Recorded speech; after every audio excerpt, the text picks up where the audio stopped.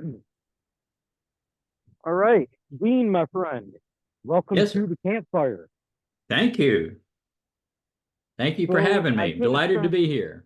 absolutely, absolutely. I could start out with the obvious pun that this is going to be a very insightful conversation.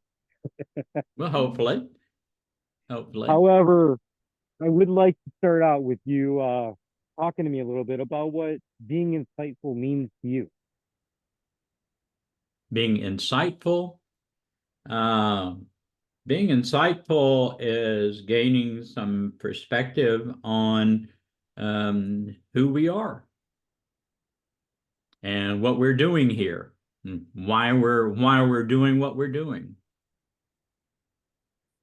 I think you bring up the age-old question that when somebody hits that roadblock in life, they ask themselves over and over again, is what am I doing?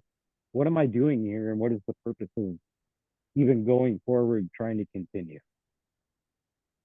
Well, it is, and I describe it a little bit differently. We are designed to experience a lot of what we don't like. And the purpose of that is to come to that conclusion that all this stuff that I've been doing is not making me happier. And so consequently, that's called an awakening. And that can happen when you're in your teens, that can happen when you're 30, it can happen when you're 50, it can happen at any point whenever you decide that your awareness has been inverted enough that you have that awakening. And that's all an awakening is. It's nothing more than that, is that self-awareness that the stuff I've been doing isn't making me happier. The task at that point is to begin to look around for alternatives and to begin to explore other than the predispositions that you have assumed over your lifetime up to that point as to what other avenues of finding happiness or becoming happiness are available. See, I think you actually just summed up my whole journey within just that little context. For me, that awakening moment, it came looking in the rear view mirror of my truck and going, I repeated this cycle over and over and over again. And I always end up here, completely lost. And when I finally accepted that and I realized it was time to transition and try something different, it opened up all these different doorways that I was so uncomfortable exploring. Mm-hmm. And I even thought most of them, at least at the very early stages of how they ended up progressing and becoming a part of my life and practice. But to look back in here I am now, and to look back at where I was that last time I looked in the mirror, I think life has taken a complete different, not only a different turn, but it's built this whole different context around it where life is so much brighter. There's so much more happiness. There's joy and there's things to celebrate. Yeah, absolutely. But the task is or what facilitates that transition was changes in you, not necessarily changes in your behavior or your environment, but what changes for all of us is a change in perspective of self. And so consequently, that awareness that we were using up to that point to try to um, manipulate the world around us to give us more of what we like, that transition requires that we invert that same awareness that we were using pointed outside of us inwardly and discover that those parts of ourselves that were perpetuating that behavior that we're describing before the awakening. And that's where I really discovered the power of not only meditation, but just going out into the wilderness and just observing and being able to learn lessons from the environment around me, how to craft that into something that I can apply into my everyday way of life, which would facilitate that growth. But a lot of that for me came by being willing to step into the unknown and get to know myself better. Mhm. Well, our purpose as humans is exactly the same. There's nobody that has a different purpose. Our purpose is to explore ourselves. Our mission is unique. It's different for everybody. And whatever you've decided to do in life, if you've decided to be a physician or a lawyer or a plumber or baker or whatever your joy is in life, is what provides you with the opportunity to have experiences to fulfill your purpose, exploring yourself. I think that's an interesting avenue to walk down because a lot of the time as we go through life and we find our career, we kind of latch on to that becoming our identity. We Mm-hmm. let go of everything else. And that's where the stagnaticity in life really hits us because we're looking through a lens that we're only able to be, say, a lawyer or say, a warehouse worker or whatever our career is. We put this limiting belief on ourselves that that's all that we're going to achieve.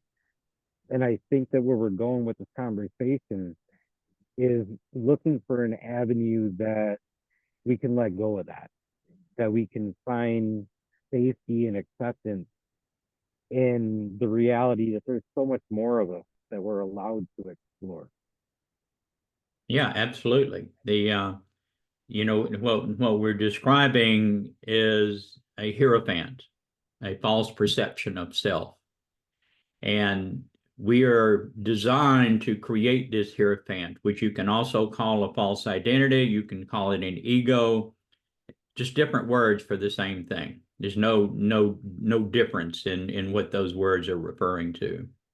And we are designed to begin to create this hierophant, this false identity, from the minute that we're born. As soon as we're born, we begin to process thoughts and we have experiences. Those thoughts, each individual thought that we process, is a complete experience because we are obligated with every thought to make a decision about that thought. And the decision we are obligated to make is that this thought feels good and I like it and want more of it, or it doesn't feel good and I don't like it. I don't want any more of it. That decision is a complete emotion. That is the only emotion that there is. All of the other thousands of names that we've given to try to identify emotions are actually describing conditions of being that we are in. For example, if you're feeling sad, then that becomes the lens that you use to interpret every experience. But that's not the emotion, that's the condition that you are in. And so consequently, we use this hierophant, this false identity, to try to trick the world into giving us more of what we like. We dress appropriately, we behave a certain manner, we do things, we go to the right school, we go to whatever it is our life choices are, we join the Marines instead of the Navy, whatever. Those are the choices that we make because that hierophant tells us that if we do these things and participate in this way, that we will get more of what we like until we get to that point where we have that awakening. And all of this stuff that I've been doing isn't making me happier. And so that is the transition from unconsciousness to consciousness. And from that consciousness perspective, through that consciousness lens, is when we do the things that you're referring to, allowing ourselves to be honest with ourselves and truly assess what is our ambition? What are we doing here? Why are we behaving and participating in life as we have before? It's interesting the way that you put that because I think about the context of that in the everyday world, especially on like social media for a great example. We always post all those, bright and shiny successful things.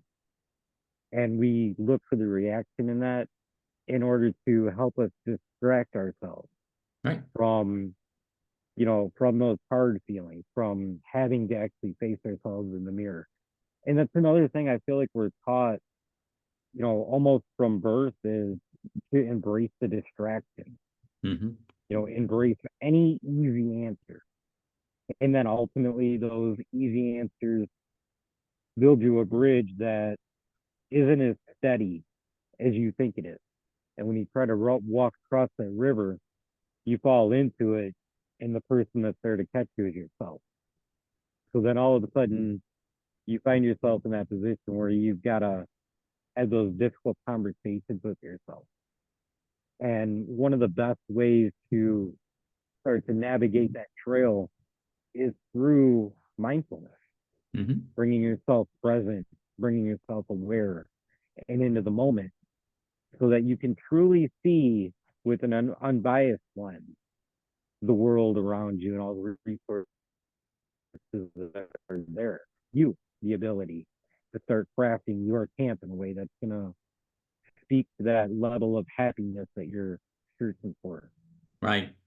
And what is interesting is those awarenesses that are available to all of us, those awarenesses, as we accomplish those and we begin to incrementally heal, we heal the emotional baggage that we have collected through that period of our life. I just call it that chaos period where we're unconsciously going through the day and performing as we believe that we're supposed to perform.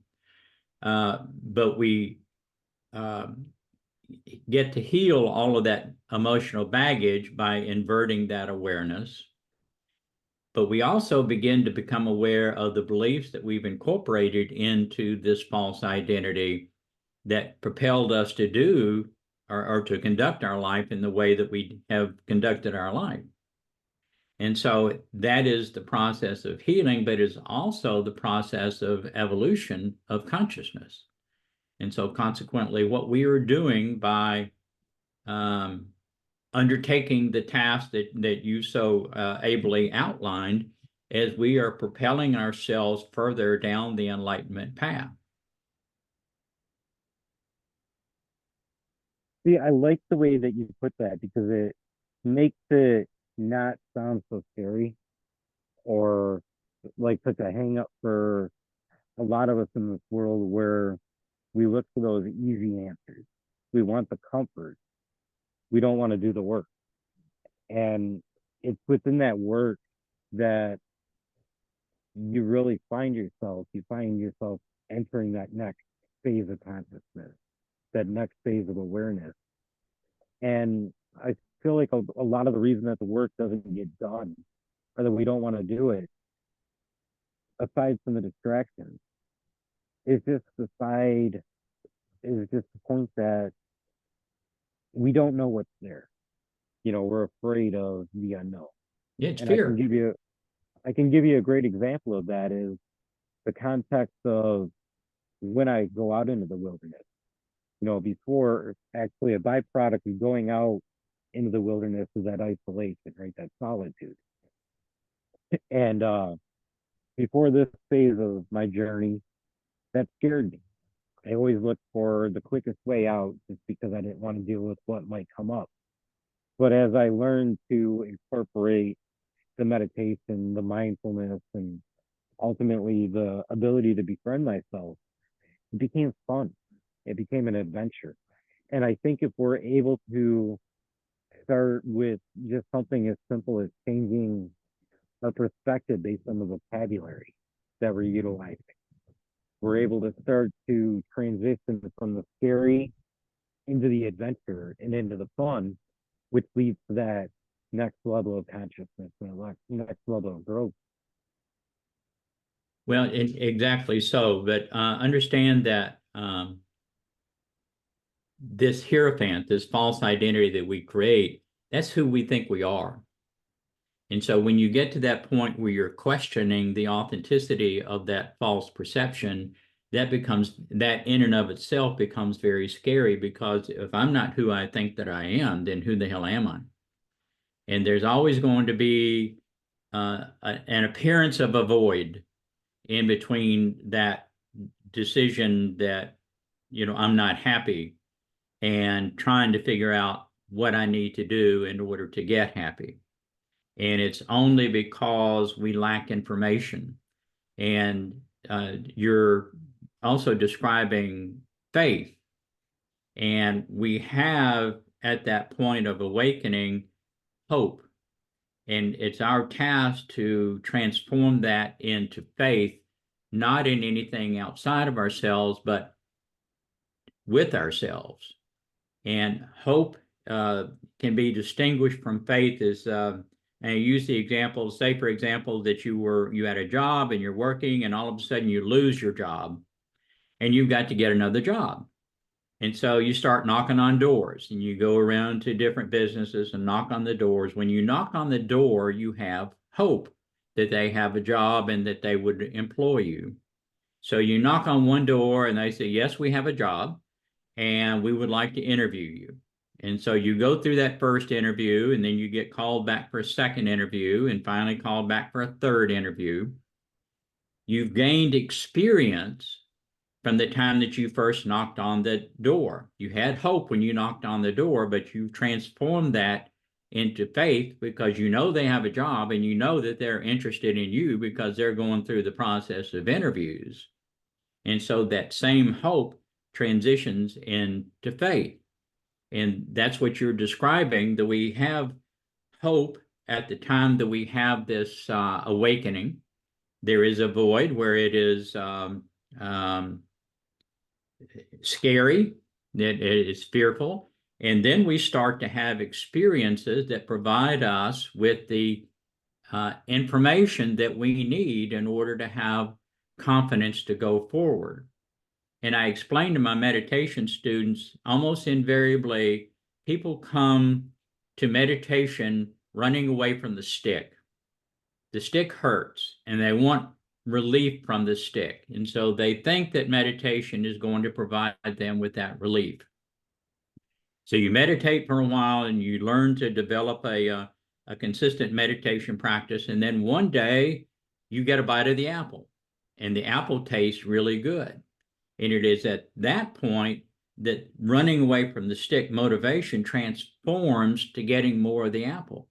And once you do that, that's that transition from hope to faith, that it's faith in yourself that you are experiencing progress. You're making more, or gaining greater awareness of yourself, and can truly take hold of your meditation practice, which is just representative of how you're conducting your life, and allow that to develop, because the experiences that we have as meditators or as humans when we do this healing process is immutable. It's exactly the same for everybody. Our experiences are different, but the feeling is the same. And so the motivation is initially run away from the stick. That is fine. You'll do that as long as it takes for you to surrender. You're not gaining anything. You're just surrendering these false perceptions of self and this resistance to giving up this false identity. And once you reach that point and transform your motivation, is when you truly significantly make progress in a quick way. See, I love the way, again, that you put that. And I think about my journey into meditation, which was building on that path toward change. And it came about based off of a skill that I've done my entire life, archery. After a conversation where I spent an hour reflecting and saying, "Hey, that's not me," and going around back and picking up my bow and realizing this is me. Hmm. And being able to take that off of the archery lane to transition that into my life, where my lifestyle allowed me more time and more space to build that self discipline. Hmm. That And the time rest, is essential. You have to allocate time, and you have to assume responsibility for scheduling different parts of your life. And sure, you may have to work, you may have to still participate in, and I call it the village, but you have to somehow allow yourself to plan for yourself to have some quiet time. And that quiet time needs to be productive, not sleeping or napping or watching TV or whatever. And it is an essential part of learning to take control of who you are and taking control of how you experience life. one of those things that I think meditation has really not only taught myself, but also taught the people that I work with, is you have the choice and you have the option to apply yourself, how you're going to apply yourself and show up. But if you're going to bring the most authentic version of yourself, you got to build that discipline. That Mhm. discipline, it starts within building routines through the day. When you get up in the morning, instead of jumping right into turning the TV on as you get ready for work, slow down and look at the little rituals that you do. And it's simple as brushing your teeth. We all go through these different rituals through the day. It's how much we can focus in on it and spend a moment being present there and then build off of that and add something new to it that's going to help us. Mhm. Instead of turning on the TV, pick up a book, pick up a journal, start reflecting, start building yourself and setting yourself up for a good, productive day. Yeah, television is one of the greatest hindrances to happiness because it entertains us and distracts us, but it requires us to keep our awareness focused outside of us. And it's so easy just to turn on the TV and sit and watch the TV instead of sitting in silence and becoming aware of your thoughts, because our experiences are all experienced in thought. Until we have that capability of becoming aware of our thoughts and begin to be comfortable with ourselves and being alone with ourselves. Most people have never had the experience of being alone with themselves, and they fear it. They can't stand it. It's funny you say that because I think about a lot of the people that come to me to experience this stuff. They come to me based on the hook and the thrill of the adventure, Hmm. but they're afraid to actually get what's going to happen on the trail because we don't actually. A lot of us don't engage in it a lot of the time, so we don't know what to expect. Hmm. But there's so many different waypoints along the way that you experience along a hike that you do within your daily life, just in a different context. Hmm. And one of the most important ones is perseverance. You got to persevere to get through a trail.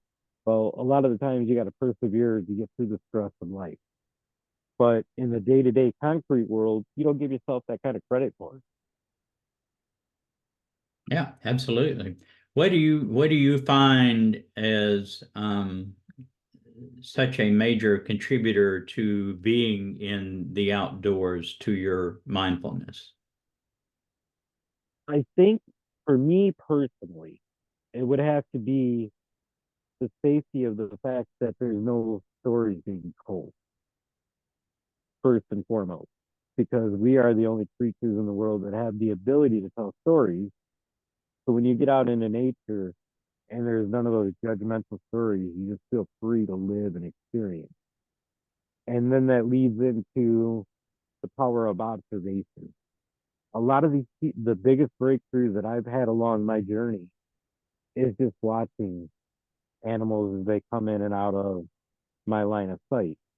And I've learned how to hold myself a lot stronger and hold my head up through an anxiety attack based off of watching a deer come into my line of sight on the height of the deer breeding season in the middle of a hunt.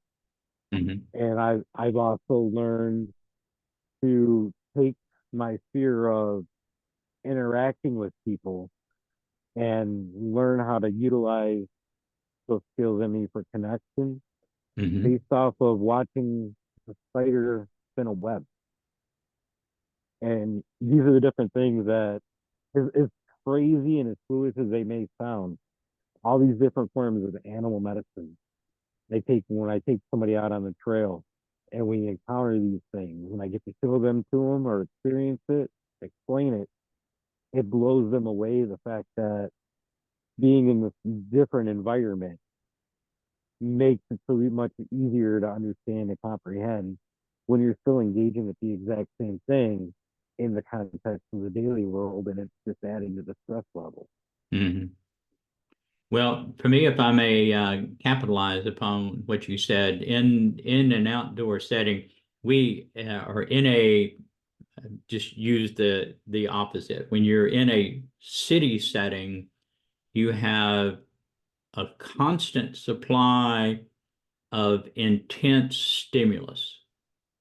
When you transition into an outdoors or a more wilderness type of environment, then after you get over that initial fear that you were describing in your own life when you were transitioning, uh, the type of stimulus and the intensity of the stimulus is greatly reduced. And so your capacity to be more self-aware and focus attention on what it is that you're experiencing or how you're interpreting your experiences becomes more available to you. And again, it's the experience. You have to experience that in order to understand that. It's not something that you can explain to somebody and that they can understand. But allowing yourself that opportunity to have a reduced level of the intensity of the stimulus. The stimulus comes in at the same speed. There's no variety. There's no variable velocity that stimulus comes to us. We can only process one thought at a time. But the intensity of the experience and our willingness to be mindful, to observe that thought, greatly transforms our awareness of self, but also our awareness of our environment, allows us to be more present, to be more mindful, to be more productive in our growth and development. We were jumping back and forth between the concrete world and the wilderness. It brings to mind the other most important aspect that, I started any kind of hike out with is paying homage to the fact that the ground is underneath to support me, building that connection. Mm-hmm. And to jump back into the concrete world with all the distractions and the pace of everything, it's so easy to lose that ability to connect or to Mm-hmm. feel connected. So as the disconnect runs wild and you lose yourself more and more, just to simply step out your back door and go sit down in your yard gives you the opportunity to become present and fosters some space to practice not only feeling but building connection. Mm-hmm. Well, it's a different vibrational energy, and it's much easier to resonate with that in an outdoor setting than it is in the concrete world as you describe it. It just feels better. It's not as chaotic as that concrete world. I think chaos is one of the things that really gives birth to imposter syndrome, which is kind of a roundabout subject that we've been touched on this whole conversation. Now, what I want to do is the fire starts to wind down, is I want you to talk to someone who is just becoming aware that they're struggling with just that, and they want to begin the awakening journey. What are the first steps that they can apply right this very moment to begin that journey?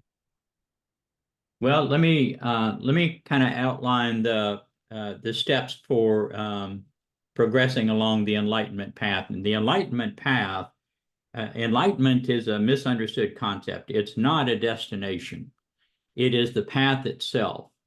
So, and everyone is on the path, whether they're aware of it or not. And so everyone is enlightened to the degree that they have allowed themselves to become enlightened. The making progress upon or on the enlightenment path, you can break into two essential steps. Assuming that you've had this awakening, that you have just realized, you know, this, all the stuff I'm doing is not making me happier. Now, what do I do? There are two steps. One is most imminent because it requires the learning of all the lessons that have been brought to you about yourself that you didn't learn. And this is called emotional baggage. We get to keep that emotional baggage until we learn the lessons that were brought to us. This emotional baggage is heavy. It saps our energy. And so anytime that we're feeling down, anytime that we're feeling depression, anything like that, it's nothing more than the energy that we require in order to run our mind, body, and spirit is being drained by carrying this emotional baggage. And so the first step is to begin to invert that awareness, become aware of these lessons that have been brought to us, and we're still retaining in the form of emotion, and begin to go into those, examine them, and let them go. When you do that, then you are liberating the energy that you need to fuel your awareness. The energy is just like gasoline to a car. It fuels our awareness. And so as we do the healing, we escalate our capacity for awareness, and we begin to become aware of the beliefs that we've incorporated into this false identity. And this false identity is the mind that you and I are using right now to communicate. We'll go into a deeper mind or a subconscious mind in our meditation, but this ego mind is what we use to deal with the world around us. And so we begin to identify the beliefs that we've incorporated. And as we realize that this belief is the source of my unhappiness, you can begin to let them go. When you discover what a problem is, you're not going to say, oh, yeah, that's the problem. I'll just leave it there. You're going to say, okay, there's the problem. Well, I'm going to get rid of it. I'm going to throw it out. So it's a two-step process that is not sequential. They're parallel. As you heal the emotional baggage and you become aware of these beliefs, as you surrender those beliefs, the more of those beliefs that you can surrender, the more of your authentic self, which is already there, begins to emerge.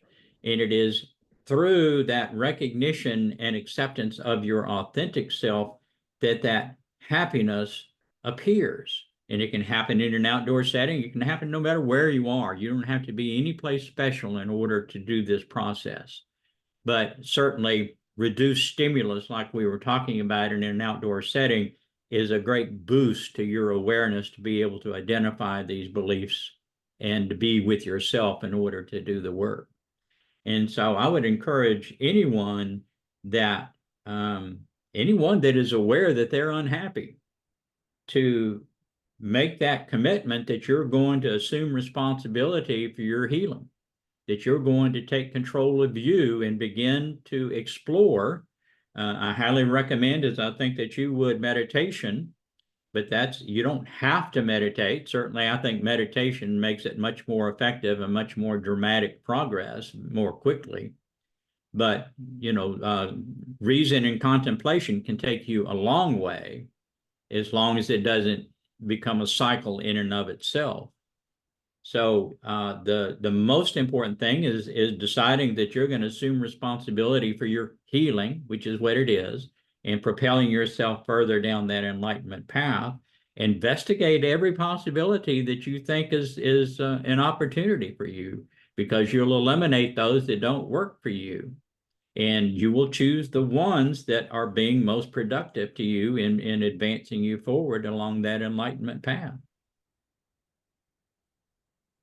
I think that's actually a lot to chew on, but it's one of those things that when you're looking in that rearview mirror, you figure out real quick you want it. So chewing on a lot is a good thing because it forces progress out of you. Yeah, absolutely. What we all desire is intimacy, but we falsely perceive that we can have that intimacy with another person. We got to first have that intimacy with ourselves, which requires absolute honesty with yourself. And when you reach that point that you can be absolutely honest with yourself and recognize that fear is your primary motivator to keep you from making progress and doing the things that we've been talking about, that's when you're really making progress, because the honesty gets deeper and deeper and deeper, and you surrender these perceptions of self that are erroneous, and you start finding your authentic self more and more. And the more that that authentic self emerges, the happier that you get. And happiness is the measure of how we're doing. So the person that you just spoke to that is chewing on all this stuff and motivated to make some honest movement, but they need some help to really get honest with themselves. How do they reach out to you to do so? I have a website, the initial D, Dean Graves, all one word, .org. And I have my contact information there, as well as the services that I can provide to help them with that. I have 4 books, all of which are geared towards uh, providing people with information on how they can heal and what they need to do. I have one book in particular that has just hit the bookshelves this month. The Enigma of Consciousness, a spiritual exploration of humanity's relationship to creation. And that's my compendium book. It'll keep you busy because it will challenge most, if not all, of those beliefs that you've incorporated into your false identity. And you can decide whether to keep it or let it go, but at least it'll provide you with the alternative to make those decisions. Dean, I want to thank you very much for taking the time to tackle this subject matter with me today. I think it's going to help somebody out there. And, it was a pleasure to sit down and have this conversation with you, regardless of the fact as well. I've enjoyed this. I'm envious that you're there by the fire and I can only observe it from afar.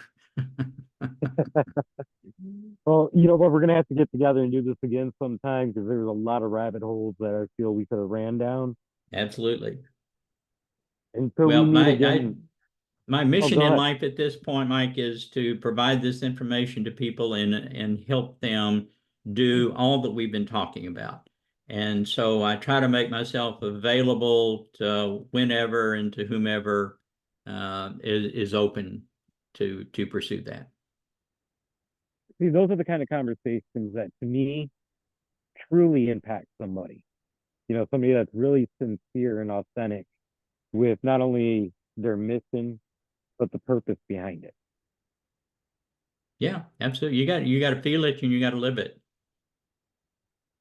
Very well said. I find myself saying that all the time when people are like, "Oh my God, you're doing this outside or you're in front of a fire. Why?" I'm like, "I live what I do." That's right. If I didn't You like got doing it. this, I wouldn't be doing it. That's exactly what we're talking about. Exactly. And I think that, as the whole conversation foreshadowed, this is where the hope and the inspiration from somebody that's way back at the beginning of this conversation really makes it crazy. Mhm. Because you can listen to something like this and say, I identify with the beginning point, but here's two guys that are having this amazing conversation after traveling this road. And now, because they've done it, I'm inspired. I can do it. But that, as humans, that's how we learn. We observe others that we deem to be happier than ourselves. And so we begin at that point to mimic them until we have that similar level of happiness. And then we look for somebody else to emulate, to mimic. And that's how we progress incrementally, just stair stepping up that happiness path. That's how all those beautiful stories and journeys get built upon. That's how the staircase of the human experience gets built one step at a time. And, a lot of the time we go through life and we really dread and struggle with the fact that we're a part of it. Mm-hmm. But then we come to moments along the journey where we can't do anything besides celebrate and enjoy the fact that we're there. So I think all of this together, it really helps you to find that balance point. Sure, absolutely. Yeah, and it should be a constant celebration. I mean that is how you are.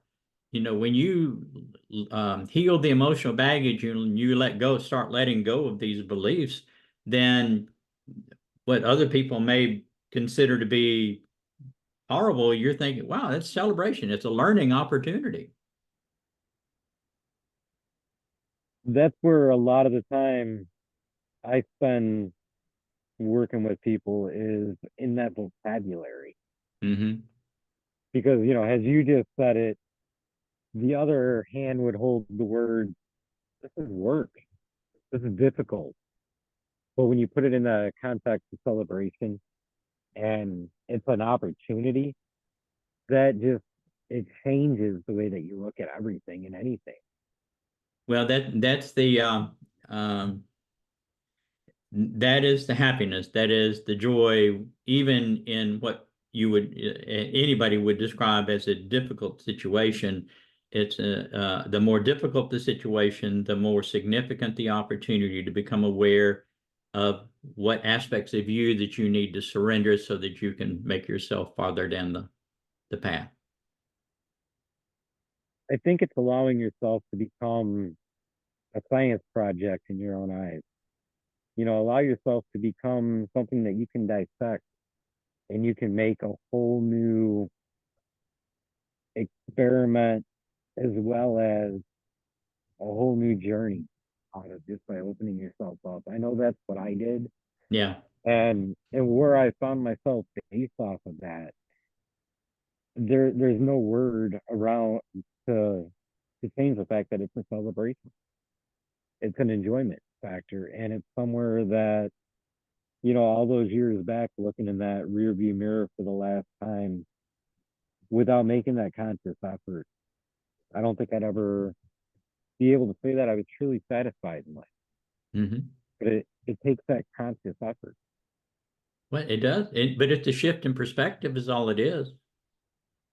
And it is that simple, but as long as you carry this emotional baggage and those beliefs, it's difficult to change that perspective. That's what you just said there, though.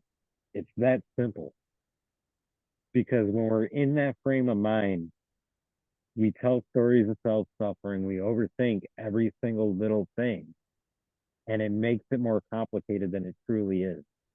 Life is simple. We just make it difficult. Sometimes making it difficult is, for a lack of a better way to say it, it's human nature. It is, but that's what we started this conversation. We experience what we don't like, so we'll know what we do like when we encounter it. And you have to have those negatively interpreted experiences to know that that's not getting you what you want. So that when it's like going in the ice cream store when you have decided that chocolate is your favorite flavor of ice cream, and you're going to go into the store and stand in front of that bucket of chocolate until you get your scoop of chocolate ice cream. In order to determine that chocolate was your favorite, you had to taste all the 149 flavors to eliminate them. And so all we're doing by having these unpleasant experiences are tasting the ice cream that's not as good as the one that we're going to like when we finally found it. I think a lot of the time it gets kind of skipped, exactly what you said. You got to live life for the experiences and learn from the things that you don't like. Almost goes back to the idea of as a child, when your mom tells you the stove is hot, but you don't exactly grasp it until you stick your hand on the stove and realize that it is indeed hot. Something's wrong here. Let me think about what it is. You're always fighting that temptation until you truly feel it and truly experience it. And I We have to think experience. We don't learn, we do not learn by reading the book. We do not learn by conversation. We learn by having the experience. I think that's exactly it. Exactly that. But as you grow through life and you lose that childlike excitement or childlike curiosity, you start to replace that with finding comfort in the negative labels of our language and culture, unfortunately. And it removes your will to go out and touch that stove or just experience things because you build up those labels within yourself that become limiting beliefs. You're like, man, I can't do that. And if I do touch that stove, my hand is made of steel now. It ain't gonna Yeah. burn. Well, we all seek stability, but we confuse stasis for stability. And this hierophant that we create, we get tired of modifying these beliefs that we've incorporated into our identity. And when we get that point of fatigue, then we enter into the stage of stasis where we try to manipulate the world to conform to our identity rather than continuing to change our identity to teach us, to move us down the path. The difference between stasis and stability is change. Stability anticipates change. Stasis does not permit change. And so most people will get to a point in their life where they become stuck in stasis and they lack the awareness in order to continue to grow. But it's stability that we seek. So we have to continue to allow ourselves to change in order to move closer to that condition of stability. I think that's a beautiful point to put this conversation down for today. We're definitely gonna have to connect again sometime soon and further the conversation. But at this point for today, we don't believe in the words goodbye. I think they're too final. So until we meet again, whether it's in this life or the next, have a safe and prosperous journey. Thank you. Thank you. I've enjoyed this tremendously.